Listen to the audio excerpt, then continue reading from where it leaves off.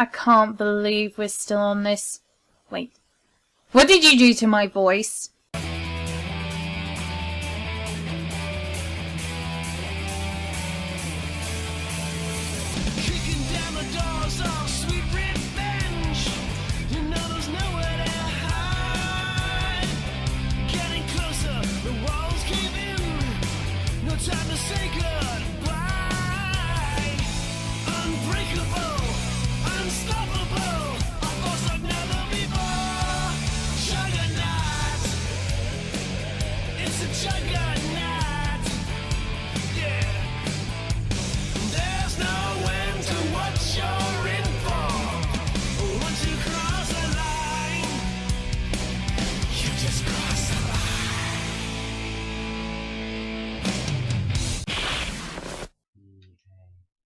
Oh, hey kids!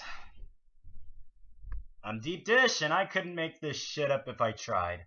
If there's one thing I know about Capcom, is that there are two franchises that represent everything that Capcom stands for. While the Mega Man franchises and its once annual entries represents the creativity it has, or rather, it used to have. Thanks a lot, Sujimoto. If there was one franchise that can symbolize the greed, the bribery, the corruption, and downright contempt for the gaming community, which, may I remind you, is bigger than the gaming industry that fuels it, and is in turn fueled by it, those mega filthy pigs! Wow, I just referenced a 80s Nintendo cartoon. Cross my spark and hope to die, your Heinekes. That franchise would ultimately have to be... You turned me into a girl! The Street Fighter franchise. I was merely balancing your gender. Should perform 53.9% better now. I have boobs! I hear from Marvel, equality all rage. This good. Plus, we made Maya's tits bigger. What? Unacceptable! Oh, you and I are gonna fall out in a bad way, hun. Well, that's one thing he's gotten right so far. Oh, don't make me hit you, boy. Girl. Okay, now I'm confused. Guys, chillax. We've got an episode to shoot. Hurry up.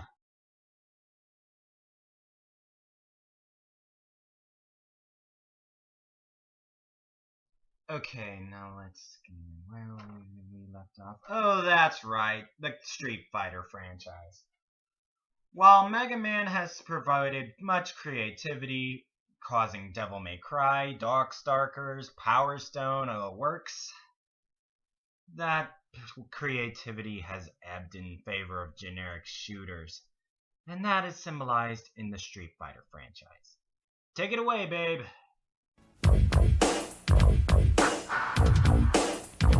Do you remember when Street Fighter was good? Yeah, me neither. Have you ever wondered how Capcom does it? Now you too can own your very own Street Fighter formula, which you can bleed dry until you're bought out by Nintendo. That's right, we're taking a sneak peek at the production of the downward spiral of Capcom.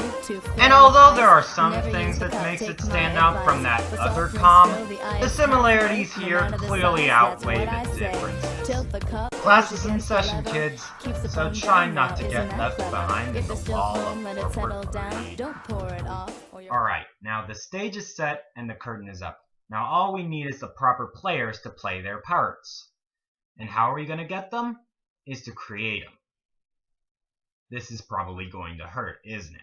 Step 1. New characters. Bring in a new character to freshen up the roster. They should stand out from the others, but not by much. Maybe a different palette, who knows? Hey man, I be from Jamaica! Isn't that kind of racist? Cannon Spike! I'll have you know, Gov, I'm British, and check out me cami too. Cannon Spike! Chief Winger-Dinger is displeased. Look, there's nothing wrong with stereotypes. How you use them is a completely different matter.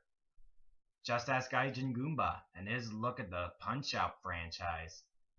These were stereotypes used to create positive images for these contenders and the countries they represent. Webster defines racism as poor treatment of or violence against people because of their race, or the belief that some race of people are better than others. Can you honestly look at these characters and tell me that they're being portrayed as being inferior or being represented poorly? Do you look down on them because of the stereotypes they present?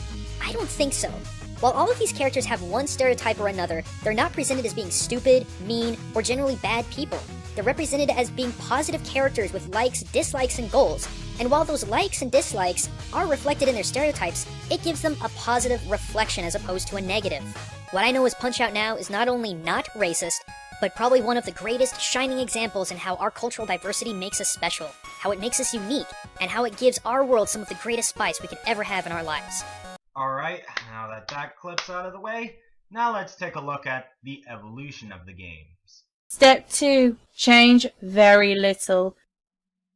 I don't want to live on this planet anymore. If you want a successful series to last 23 plus years, don't do anything groundbreaking or revolutionary. Keep it almost exactly the same in terms of concept, moves, and style.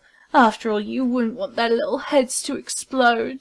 Hadouken! Hadouken! Sonic Boom! You are fire! Cannon Spike! And so on and so on and so on. What the fuck is wrong with you? Sorry, I just lost my cool there. It's the prototypical fighting game, the be-all, end-all, the granddaddy of them all. It's not like there are better options like Soul Calibur, Tekken, Dead or Alive, Virtua Fighter, Super Smash Bros., Guilty Gear, Blaze Blue. Yeah, there are a lot of fighting games that are better. Street Fighter's the worst. And speaking of story-driven fighting games... Step 3. The plot thickens. Fighting games need a plot like Katie Price needs attention. Don't give your characters anything monumental to work with beyond they need to enter a fighting competition. My Shadaloo Empire has the world at its knees. I think I'll host a fighting tournament. You killed my father! I shall avenge him by entering your fighting tournament. Cannon Spike! You killed my parents, Governor. Me and me Kamito will enter the tournament. Cannon Spike! I'm such a beta male. I have no dignity or confidence in my skills. Maybe entering a tournament will give me a spine. I am Red Cyclone! Sorry, couldn't resist. Zangief always brings the fun in these stories. He's the only fun thing about Street Fighter. After all, why the hell did you think they let him at Ralph? Anyway, story seems rather lackluster. Maybe a grade A story team might help. You know what this means, don't you? Here's a hint.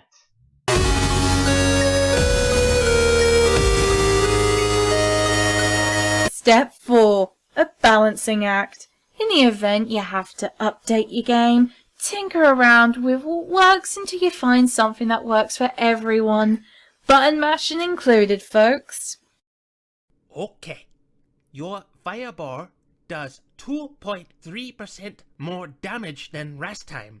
But you're still a whiny beta mare. Aw, man. Here's a neat little tidbit for ya. Every last Street Fighter game in the Street Fighter 2 series have all been re-releases with little to no updates. Street Fighter 2 Turbo, Street Fighter 2 Championship Edition, Super Street Fighter 2, and probably an Ultra Street Fighter 2. Wait, that's supposed to be 4? Get out! They're still doing this? Shouldn't they make DLC or something? Anyways, you get the idea. Step 5. Villainous Intent. Everyone loves to play as a villain. Make your bad guys a part of the roster, whilst making them the cheapest bitches of them all.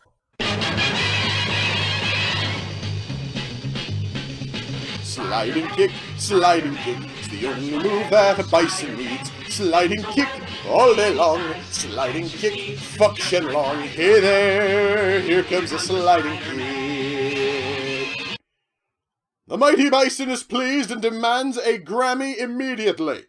Look, there's nothing wrong with playing against the villain. One of my top tier characters in BlazBlue is Hazama.